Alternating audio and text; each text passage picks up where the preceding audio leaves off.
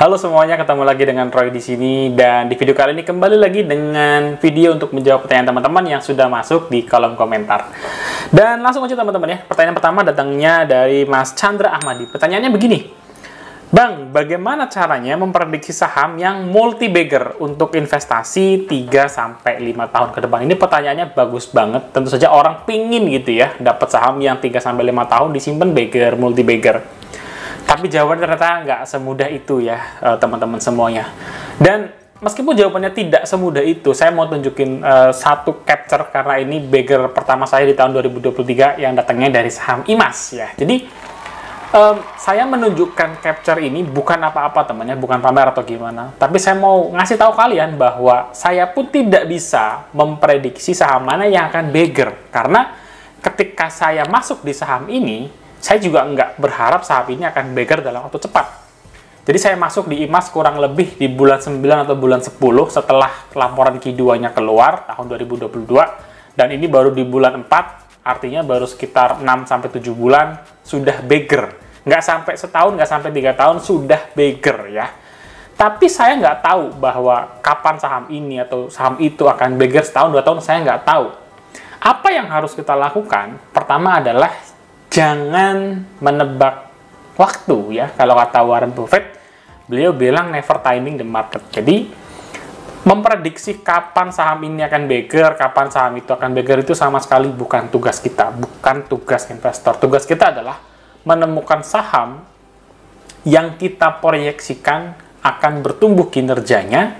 Karena kinerjanya bertumbuh, market mengapresiasi saham tersebut. Kapan? Kita nggak tahu. Gitu ya. Kalau saya flashback lagi, kenapa saya memilih saham IMAS ya? Teman-teman bisa buka aplikasi RTI ya. Ini adalah statistik IMAS 4 tahun dari tahun 2019 sampai tahun 2022. Ketika laporan kuartal 2-nya keluar di tahun 2022, kita bisa lihat bahwa Q1 dan Q2-nya IMAS, IPS-nya back-to-back positif. Sesuatu yang tidak pernah terjadi 3 tahun sebelumnya. Jadi IMAS dari tahun 2019 sampai tahun 2021 tidak pernah kuartal to kuartal back-to-back positif. Ya, tentu saja ini sinyal yang bagus nih. Sinyal yang menurut saya kalau Q3-nya berlanjut, punya potensi sahamnya rally. Ya. Jadi saat itu saya mulai masuk mengakumulasi saham IMAS ini. Faktor lain saya melihat pertumbuhan sektor otomotif ya. Jadi penjualan mobil bagus, nasional bagus, kalau ada pameran kayak Gaikindo bagus, animo masyarakat tinggi. Itu mendukung keputusan saya untuk masuk di saham IMAS. Apa yang terjadi? Q3 saham IMAS lebih bagus lagi, IPS-nya naik ya, teman-teman bisa lihat ya. Dan dilengkapi dengan Q4 sempurna. 1 tahun, 4 kuartal, IMAS IPS-nya positif terus. Ya, mengalahkan jauh 3 tahun performa 3 tahun sebelumnya. Tapi apa yang terjadi teman-teman? Saham IMAS masih adem ayem aja gitu ya. Dari saya beli 700, 750, 900, itu kesannya masih sideways, di situ-situ aja, di situ-situ aja. Tapi balik lagi, saya nggak menebak market gitu ya. Sampai akhirnya muncul satu berita katalis positif ya, saya nyebutnya katalis positif, bukan news, rumor atau apa, bukan, katalis positif. Katalisnya yaitu IMAS menjadi distributor mobil Mercy, ini beritanya ya. Dan sejak IMAS dapat katalis positif ini, harga sahamnya rally, naik 7%, 8%, 7%, 8%, mau ARB nggak jadi, naik lagi ya, sampai akhirnya bagger. Yang pertama saya justru datangnya dari IMAS, saham yang saya nggak prediksi bakal bagger cepet gitu ya. Bahkan saya nggak memprediksi akan bagger juga di tahun ini. Nah, itu adalah pelajaran yang saya dapat ketika saya mendapatkan bagger saya yang pertama di tahun 2023 dari IMAS. Karena saya tidak memprediksi market, tetapi saya menaruh kepercayaan saya pada fundamental perusahaan yang terbukti bagus ya selama setahun penuh di 2022. Dan kemudian katalis positif menghampiri. Apa yang terjadi kalau teman-teman masuk saat katalis positifnya sudah ada? Otomatis harganya sudah tinggi ya.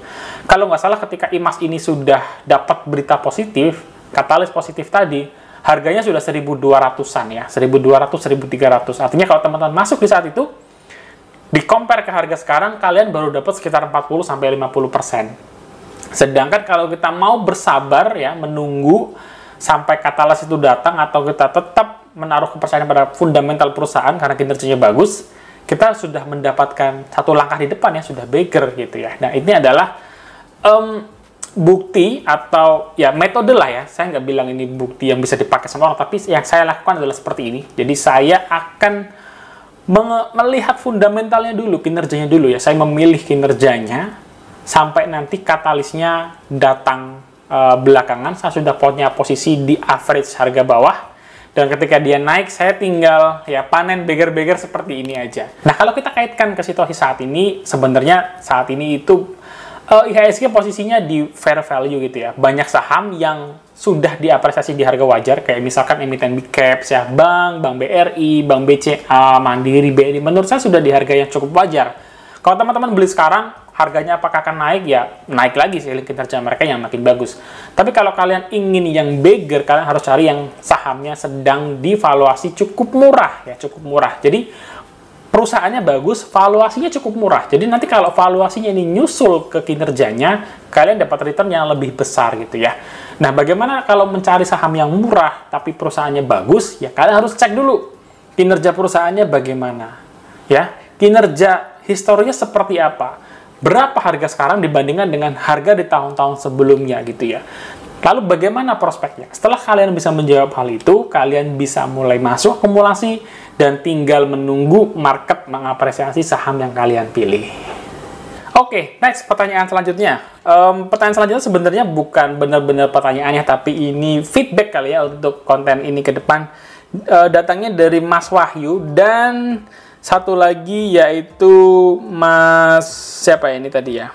Mas Wisnu ya, Mas Wahyu dan Mas Wisnu. Bang, bahas saham properti dong. Saya kasih teasernya dulu ya melalui video ini. Jadi ini adalah video pembangunan project P1 atau Pakuwon Jati di Bekasi, teman-teman. Menurut saya ini adalah project yang strategis untuk Pakuwon Jati.